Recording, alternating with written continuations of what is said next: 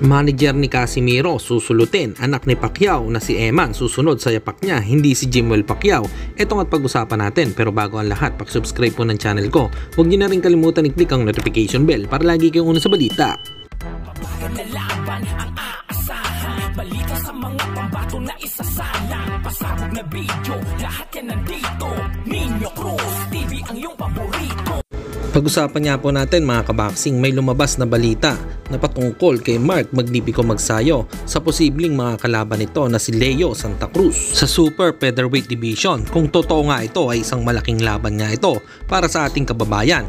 Pero sana ay ma-improve nga nito ang stamina niya para siguradong manalo ito, dahil pagdating sa skills ay meron si Magsayo, pero nasisira lang kapag tumatagal na ang laban dahil nawawala na ito ng hangin.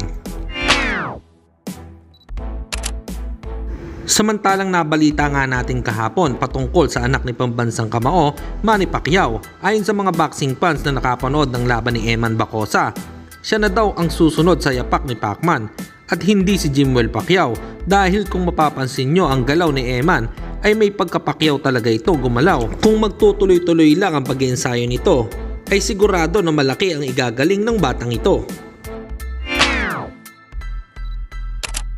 At sa kabilang balita naman tayo mga kaboxing, manager ni Cuadro Alas na si Jose de la Cruz, sinabi nito na may kumausap daw di umano sa promoter ni Casimiro.